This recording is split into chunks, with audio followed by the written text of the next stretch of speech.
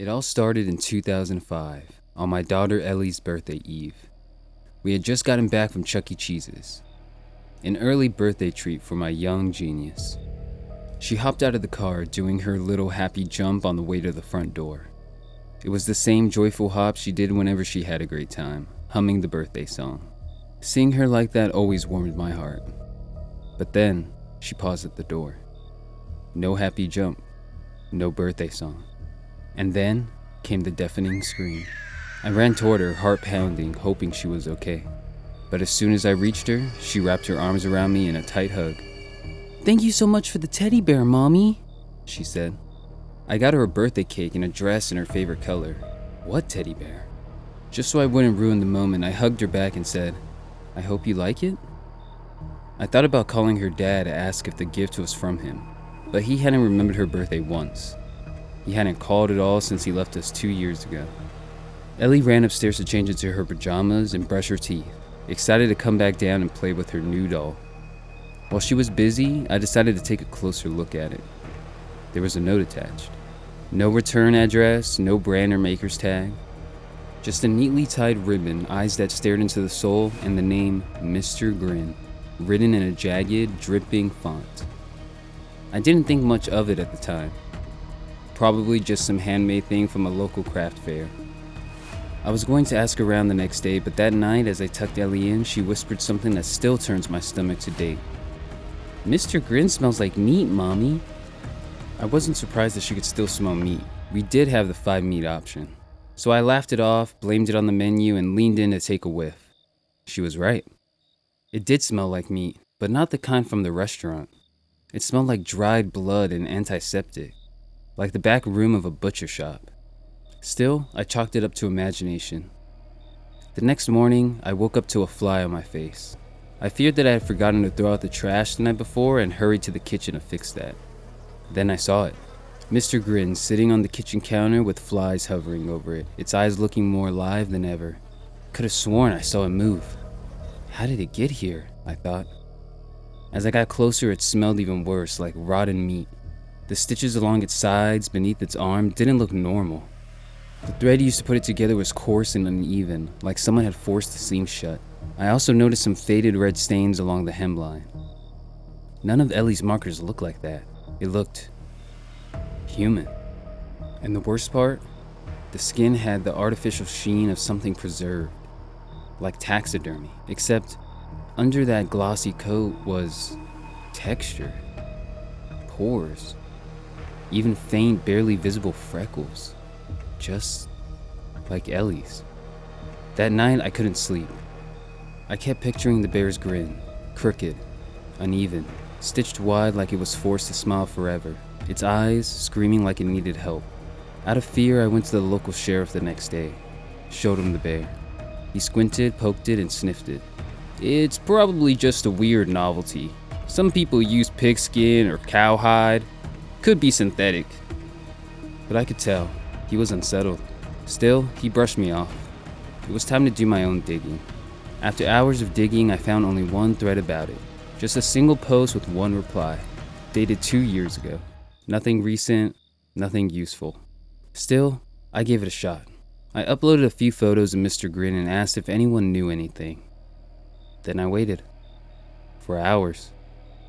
Nothing. Disappointed, I set my phone down and headed to the kitchen to start dinner. That's when I got a response from an anonymous user. "Don't touch it. Don't keep it in your house. That's the bear maker's mark." That was all they said. I messaged them immediately, desperate for answers. Their reply came quickly. Just one more message. "It's not fake skin. It's preserved. He uses real people. They're coated in clear resin to fool the cops. That bear has fingerprints." I dropped my phone. Hands trembling, I grabbed the bear and ran to the kitchen. I rummaged through Ellie's science kit and pulled out the magnifying glass. I held it to the bear's paw. Beneath the glossy surface, tiny ridges. Whorls. Fingerprints. I couldn't last another night with that monster in the house. Worse, having Ellie sleep with it. I called the sheriff again. This time, I gave him everything. Within hours, Mr. Grin was sent to a forensic lab in the next town. 2 days later, the results came back. The only thing synthetic about the bear was its stitching. The eyes, the skin, the fingerprints, all human. Worse, they belonged to a missing person. A local girl named Maggie Sellers who vanished sometime in the 90s. No leads, no closure, just gone. She and her family used to live in this very house before they moved out, right after she was declared missing. Sheriff Barden had a theory. The killer didn't want to be caught. He wanted to be recognized. Each bear was a trophy, a calling card. And now, we were part of the game. 3 more bears were found the next month. 1 in a mailbox, 1 on a school bus, 1 hanging from a tree swaying in the wind. All of them grinning. All of them human. All missing people from the 90s. The media caught wind of it. The bear maker became national news, but no one knew where he'd strike next. Until I got a second package. This one wasn't a bear. It was a human eye, sealed in resin like a snow globe, resting atop a small hand-stitched pillow. The same stitching. The same blood-stained thread. Tucked beneath it was a note. You didn't take care of Mr. Grin, so now he's taking care of you. That night, Mr. Grin vanished from the sheriff's department. No sign of forced entry, no footage. He was just gone. But the next morning, the bear was spotted again. This time on the front steps of the local police station, grinning, holding a lock of Ellie's hair. We moved that same day, but it didn't matter. Every year since, we received a bear in the mail. Sometimes on Ellie's birthday, sometimes on the anniversary of the first, each one stitched with skin, each one grinning wider than the last. You don't have to believe in the paranormal. Most people don't, until it's too late. My name is Gabriela Torres. I've worked as the assistant for Jose Andreas for nearly 5 years.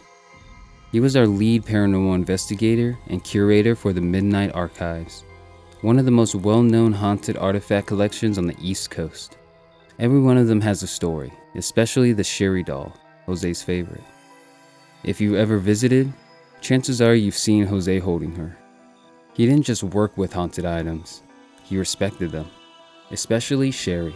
She wasn't some cutesy porcelain doll. She was old, stained with mildew, her cotton face sagging slightly from decades of wear. Her eyes were buttoned over, but they somehow felt like they could see you. Sometimes, you could hear whispers coming from her case. Rumor has it that some people experience headaches, sudden nosebleeds, and even seizures. Jose always said she wasn't possessed. She was just patient, like she was waiting for something. That's why he always kept her in a sealed triple-lock glass case, etched with binding wards, monitored by EMF sensors 24/7, no exceptions. But this changed last month, after we just wrapped up a 4-city tour. It was raining when we packed up the van in Baltimore, everyone rushing to beat the weather and head to our hotel. Jose usually supervised the artifact loading himself, but that night, for some reason, he didn't. He looked tired, not sick, just mentally drained. I remember asking him, "You good?" He just nodded and mumbled, "I'll do it in the morning." None of us noticed Sherry wasn't in the back with the others. Jose had left her in the front seat of his car. We found out the next morning. The front desk called me at 6:42 a.m. Jose missed the team breakfast, which was odd. He was punctual to a fault. I went up to check. The smell hit me first. Not rot, but electricity. That weird, sharp scent, like after a lightning strike. He was lying on the floor beside the bed, eyes wide open. No wounds, no bruising, no signs of struggle. His expression still haunts me to this day. His mouth was frozen mid-scream. His fingers twisted up like they were reaching for something he couldn't stop. It almost seemed like he died seeing something no human should. A couple of hours passed, and the paramedics came. No drugs, no alcohol, no trauma. Official cause of death? Sudden cardiac arrest. I couldn't help but think how strange that was. Jose had zero history of heart issues. He was 42, healthy, no family history, jogged every morning, went to the gym 4 times a week. Even more frightening, Sherry was gone. I know what you're thinking. Maybe someone took her, but there was no evidence that pointed that way, and the van was locked. His car too. No shattered windows, no tampering, and yet, no Sherry. The only trace of her was a small, perfect ring of soot burned into the passenger seat. Like something had sat there too long. The local police shrugged it off. Must have been stolen, they said. Probably some freak obsessed with the occult. But I knew better. We all did. 2 days later, we received hotel surveillance. At 3:14 a.m., there was a static disruption at the front entrance. The kind you expect from old analog footage. But this was HD, digital, clean. During that disruption, only 5 seconds long, the hotel door slid open and something moved across the frame. Something small. It walked. 2 feet, shuffled like a child. Its arms hung limp at its sides. The resolution glitched too much to make it out clearly, but it wasn't human, and it never came back out. We searched the building top to bottom. No signs, no trace, no fingerprints, nothing on thermal cams. EMF spikes? Off the charts in Jose's room. But only that room. People started calling it the Sherry incident. Within a week, our bookings plummeted. Parents emailed us begging to never bring the doll near schools again. A podcast even suggested Jose had been cursed months before, claiming he had been seen talking to Sherry alone backstage, whispering, nodding like she was answering. But they were just rumors at the time. Not until I found his notebook. It was under his hotel bed. Pages scribbled in jagged, erratic handwriting. Nothing like his usual neat script. The last entry simply read, "She doesn't want to be locked away anymore. She says the case is a prison. She says she'd be good." But I lied. I told her I set her free. That was dated the night before his death. I had never been more scared. A few months had passed and I still remember it like it was yesterday. People still ask me why I stayed with the archives, why I didn't run. But here's the thing. I did leave, quit, moved to Denver, changed my number, blocked the others. I have lived a quiet life ever since, up until last night when something knocked on my door. 3 slow, gentle taps. I froze, too scared to open it. But when I looked through the people, no one was there. Just a small, dirty box, wrapped in brown paper, no return label. I haven't opened it yet. I don't need to. I already know what's inside, and it's waiting. I have all my doors locked, and I won't step out until that box disappears. I won't be a victim of the Sherry incident. I never should have opened the box. Back in 2003, I came across an enchanting antique on eBay. It had an uncanny backstory, one that felt like it could only be told at night, around a campfire. According to the seller, Kevin, this antique was a small wine cabinet found at the estate of a Holocaust survivor. He said it contained a Dybbuk, a malicious spirit from Jewish folklore. Now, as unique as it was rumored to come with a lot of troubles. Buyers had been plagued by nightmares, hair loss, cold spots, and even a stroke of financial ruin. At first, I thought he was exaggerating. As a medical museum director, I only believed in research grounded in science, not hauntings. Little did I know that things were soon going to change. The box arrived a few weeks later. Out of fear of the rumors I had heard, I didn't touch it immediately. It was smaller than I imagined, about the size of a shoebox. Old wood, carvings of vines and Hebrew inscriptions. The latch was rusted but intact. There were wax strips along the edges, as if it had been sealed. I kept it in my office, unopened, scared of what terrors it might unleash if I did anything to it. So, I kept it away and went to bed. That night I had a dream, unlike anything I've ever dreamt before. A withered hag with empty sockets stood over me. Her mouth moved, but no sound came out. I couldn't move, couldn't breathe. After what felt like hours of struggle, I finally woke up, but I was not the same anymore. My mouth was bleeding from biting my tongue. I was in severe pain. That should have been my sign. My sign to get rid of my latest purchase, but curiosity got the best of me. Over the next few days, the air around the box grew dense. My staff reported headaches and nosebleeds. One intern fainted. The cleaning lady quit after claiming she heard whispers coming from the box at night. I still hadn't opened it. I wanted to take my time to figure it all out. And on a faithful Wednesday, I made the bold move. I walked into my office and shut the door right behind me. I placed the box on the table and unlatched the clasp. Inside were strange objects: 2 locks of hair, a dried rosebud, a small goblet, a granite slab etched with unfamiliar markings, and a candlestick.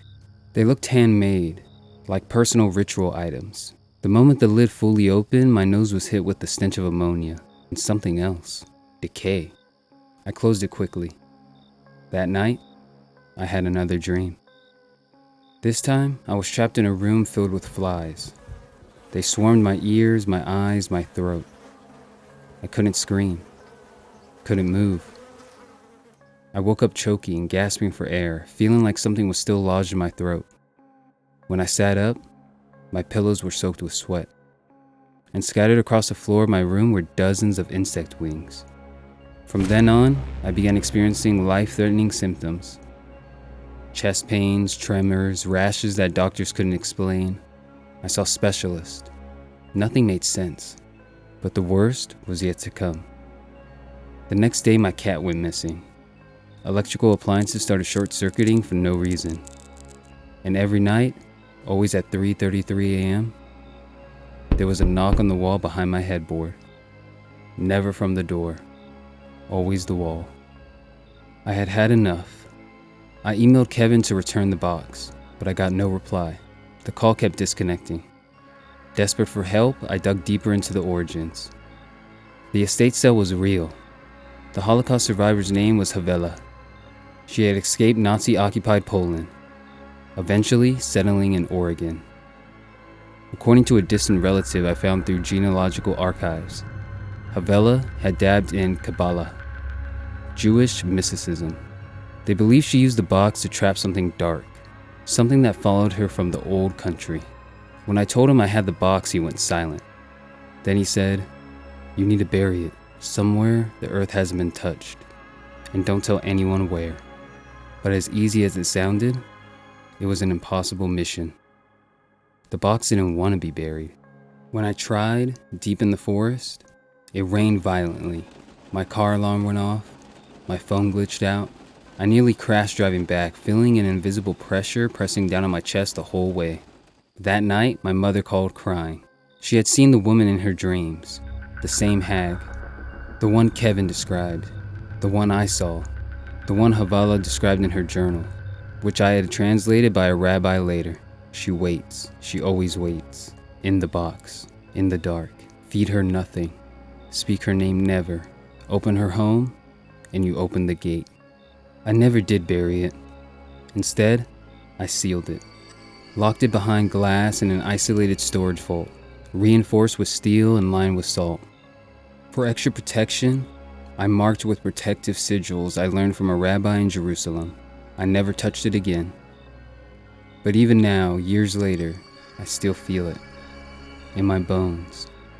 In my sleep. The hag returns every few weeks. Same dream. Same screamless stare. She doesn't need to talk. I know what she wants. She wants out. And someday, someone else will open the box again.